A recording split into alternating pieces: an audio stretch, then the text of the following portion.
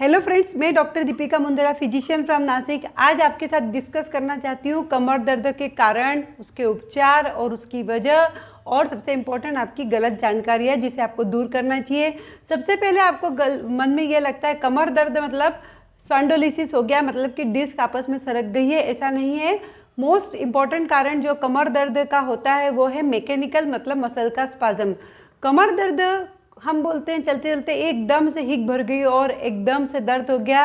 कभी भी ये समझ लीजिए कमर दर्द एक दिन में नहीं होता है। कमर दर्द होने के पीछे पुरानी बहुत सारी आपकी गलत आदतें या कुछ और बीमारी जवाबदार रहती है। एक आपके मन में ये मिथ है कि कमर दर्द है या फिर डॉक्टर ने कोई गर्दन के दर्द का पट्टा लगाने का बोला है तो इसे लगाते रहना चाहिए। ऐसा बिल्कुल भी नहीं करना चाहिए, इससे उल्टा मसल्स कमज़ोर हो जाती है।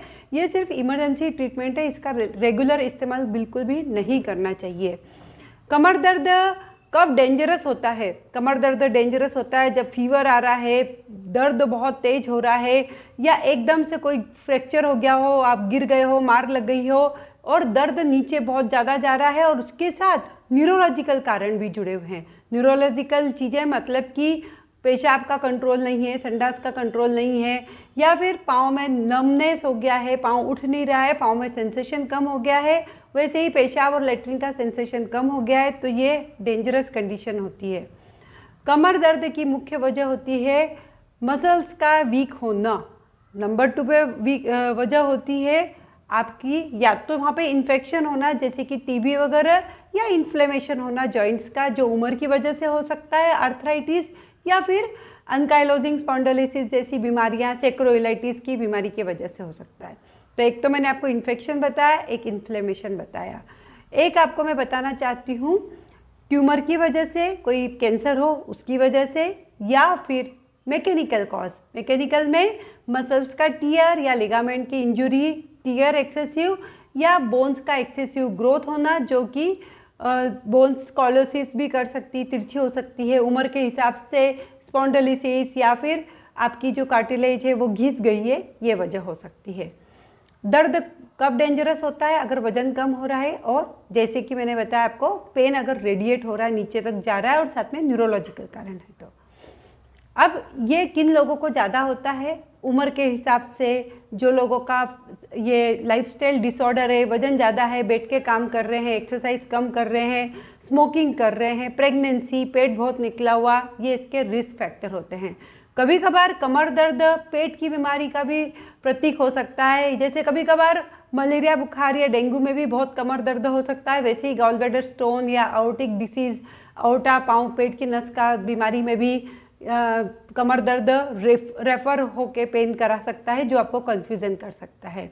और इसके इन्वेस्टिगेशन में एक्सरे, सीटी, एमआरआई और कुछ ब्लड टेस्ट की जाती है। ट्रीटमेंट में एक्यूपंक्चर या फिर लोकल मसाज, कोल्ड थेरेपी आप घर पे कर सकते हैं, कुछ दर्द निवारक गोलियां और मसल रिलैक्सेंट और कुछ इंजेक्शन थेरेपी और सर्जरी, इन सभी का थोड़ा थोड़ा रोल रहता है। लेकिन इसे रोकना कैसे, वो ज़्यादा इम्पोर्टेंट मैं समझती हूँ।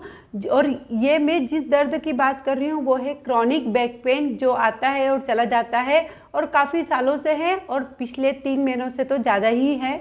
मैं उस दर्द की बात नहीं कर रही हूँ जो रात को नींद में से उठा देता है और बहुत तेज़ दर्द करता है, आप सो नहीं पाते हैं। ये अनकाइलोजिंग वाला पेन भी हो सकता है। तो इन्फ्लेमेशन और इन्फेक्शन, कैंसर, ये अगर हम कारण हटा दें तो जो मोस्ट कॉमन कॉज होता है बैक पेन का, जो लंबे समय तक होता है, वो मैकेनिकल। तो मैकेनिकल कॉजेस में क्या होता है, जब भी आपके कोर मसल्स वीक होते हैं, कोर मसल्स से मेरा मतलब रहता है टॉर्सो के मसल्स, मतलब आपके पेट के मसल्स और पीछे के भाग के कमर के मसल्स, और वो वीक हो रहे हैं। साथ में आपका पोस्चर सही नहीं है, आप कुछ काम लगातार झुक के करने की आदत डाले हुए हैं, गलत पोस्चर में बैठे हुए हैं, और कुछ आपका स्पोर्ट्स है जैसे गोल्फ एक जैसे खेले जा रहे हैं, आप रुक नहीं रहे हैं या गलत तरीके से वजन उठा रहे हैं, तो ये मसल्स आड़ी तिरछी होके फिर आपको दर्द करा देता है।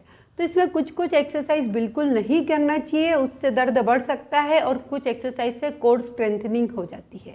जैसे बर्ड डॉग एक एक्सरसाइज है जिससे कोर स्ट्रेंथनिंग होती है, वैसे ही अगर आप प्लैंक करना चाहे या छोटा वाला क्रंचेस करें तो अच्छा है आपके लिए, लेकिन अगर आप लेग लिफ्ट कर रहे हैं तो बिल्कुल नहीं करना चाहिए। टो टच वाले एक्सरसाइज बिल्कुल अवॉइड करना चाहिए। वैसे ही आपने जितने यौगिक एक्सरसाइज है वो आप कर सकते हैं, उसमें कुछ ज़्यादा झुकने वाला एक्सरसाइज न करेंगे तो ज़्यादा अच्छा है। कोबरा पोज आपके लिए बहुत अच्छा है, एक्सटेंशन वाला एक्सरसाइज। क्या होता है, ज़्यादातर समय हम आजकल स्पाइन को तिरछा करके बैठे हुए हैं, जो मैकेनिकल कॉज की मुख्य वजह होती है कि हम अपने स्पाइन को हमेशा बेंड करके बैठे हुए हैं। बैठे हैं तो बेंड करके बैठे हैं, चल रहे हैं तो गलत बहुत सारा वजन ले लेके चल रहे हैं। जैसे बच्चों को भी आप देख रहे हैं, उनके पीठ पे बहुत सारा वजन है, तो हमारा स्पाइन को बहुत, जो नीचे का स्पाइन होता है उसको बहुत सारा वजन कैरी करना पड़ता है।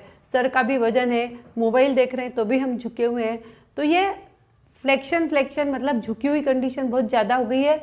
जब तक आप उल्टा स्ट्रेट होना नहीं सीखेंगे तब तक आपके पेल्विक मसल्स ठीक नहीं होंगे। तो कुछ एक्सरसाइज की लिंक मैं आपको यूट्यूब में दूंगी, वो उसे फॉलो करें। और कुछ एक्सरसाइज मैंने बताया है डिस्क्रिप्शन में कि क्या क्या आपको बिल्कुल नहीं करना है, उसे फॉलो करिए। मेडिकल ट्रीटमेंट या घर पे ट्रीटमेंट करें, और ज़्यादा प्रॉब्लम हो तो डॉक्टर की सलाह लीजिए। Thank you so much.